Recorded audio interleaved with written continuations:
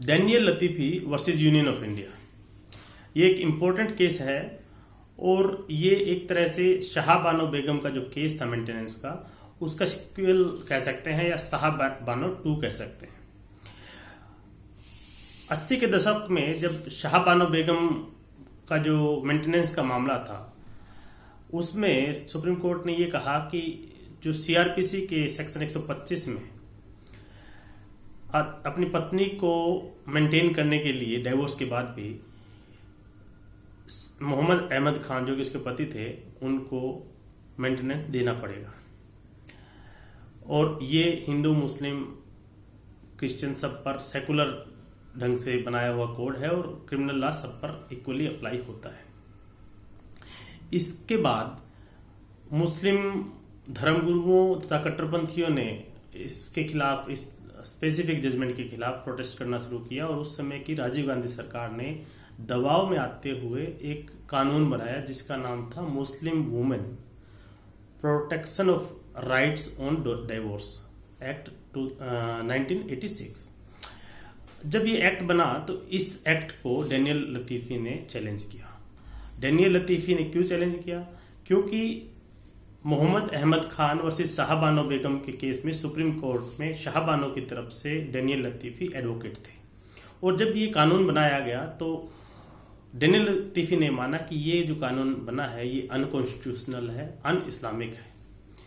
और violative of rights of Muslim women है, इसलिए ये जो है स्टक ऑफ करना चाहिए और इसी के चलते उन्होंने सुप्रीम कोर्ट में इस कानून को चैलेंज किया। उनका मानना यह था कि जो सीआरपीसी 1973 में सेक्शन 125 में जो मेंटेनेंस का प्रोविजन दिया गया है महिलाओं को, वो स्पेसिफिकली इसीलिए दिया गया है कि आर्टिकल 21 को सप्लीमेंट करते हुए राइट टू लाइफ में जब कहते हैं कि right to live with dignity, तो इसमें जब कोई महिला जो अपने पति पर ही डिपेंडेंट है और उसका डाइवोर्स हो जाता है तो वो डेस्टिट्यूशन में या गरीबी में दर बदर ठोकरे खाते हुए मरेंगी, तो उससे अच्छा ये है कि मेंटेनेंस उनको मिले। इसलिए सीआरपीसी में आर्टिकल 21 जो संविधान का है उसको सप्लीमेंट करते हुए जो है ये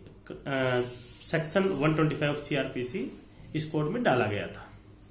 दूसरा उनका ये था कि ये सब पर अप्लाई होता है और इसको किसी एक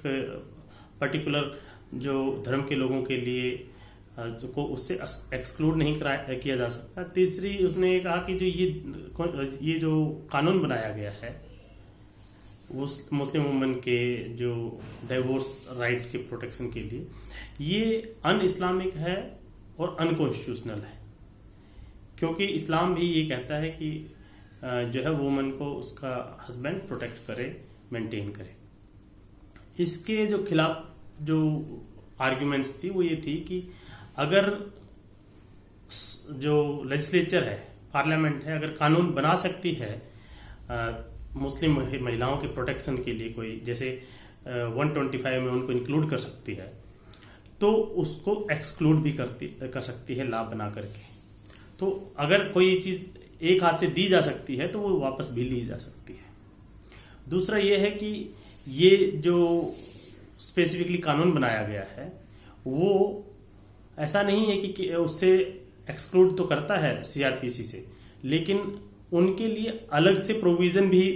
इसमें बनाए गए हैं, क्योंकि वो जो कानून बनाया गया है मुस्लिम वुमेन के राइट्स के प्रोटेक्शन के लिए, वो स्पेसिफिकली इसी बात को डिफाइन करते हुए बनाया गया है कि जो इस कानून में 3 प्रोविजन दिए गए हैं। पहला प्रोविजन ये है कि इद्दत पीरियड में यानी कि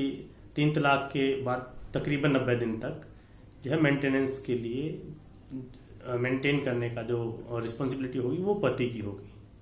उसके बाद भी पति से एक्सपेक्ट किया जाता है कि वो उसको मेंटेन करे उस हिसाब से जो उसका पर्सनल लाइफ और डिग्निटी है उसको मेंटेन करते हुए। लेकिन अगर वो नहीं कर पाता है तो उस कंडीशन में वो महिला अपने जो रिलेटिव्स हैं उनसे जो है मेंटेनेंस सीख कर सकती है, उनसे अपना खर्चा ले सकती है। वो इस बेसिस पे कि जब मुस्लिम लॉ के हिसाब से, इस्लामिक लॉ के हिसाब से जब वो मर जाएगी तो उसकी जो प्रॉपर्टी जिसके हिस्से में जिस तरह से जाएगी वो उसी हिसाब प्रोपोर्शन में वो मेंटेन कर सकते हैं। अगर वो भी इस स्थिति में नहीं है कि उसको मेंटेन कर सके, उस कंडीशन में वो महिला जो है एप्लीकेशन फाइल करके जो वक्फ बोर्ड है उससे मेंटेन करने के लिए कह सकती है। ये प्रोविजन इसमें दिए गए हैं। तो सुप्रीम कोर्ट ने अंत में इस कानून को कॉन्स्टिट्यूशनली वैलिड माना, इसकी कॉन्स्टिट्यूशनलिटी को अपहेल्ड किया, जो कि बाद में जो काफी लोगों ने इसको उस तरह से क्रिटिसाइज भी किया कि ऐसा नहीं करना चाहिए था, क्योंकि 125 सीआरपीसी जो सेक्शन है उसमें सबके लिए दिया गया था, और इसमें से इस पर्टिकुलर कानून को बनाते हुए कुछ जो फंडामेंटलिस्ट और धर्मगुरुओं के प्रेशर में आते हुए सरकार ने अलग से इनके लिए कानून बना दिया था, जो कि संविधान के आर्टिकल जो 44 है, जिसमें जो इन्फोर्सेबल बाई लॉ तो नहीं है, लेकिन ये सरकार से एक्सपेक्ट किया जाता है कि उसको फॉलो करते हुए सबके लिए एक जैसे सिविल जो है कानून बनाए। तो ये सिविल के अलावा जो क्रिमिनल कानून तो पहले से ही सेकुलर तरीके के थे, और उसमें एक ये प्रोविजन था साथ में मेंटेनेंस का, तो उसको करना चाहिए था। लेकिन सुप्रीम कोर्ट ने इस कानून को पहल किया और ये कहा कि जो मुस्लिम वुमेन है उनको 125 के तहत नहीं, इस पर्टिकुलर कानून के तहत मेंटेनेंस मिलेगी।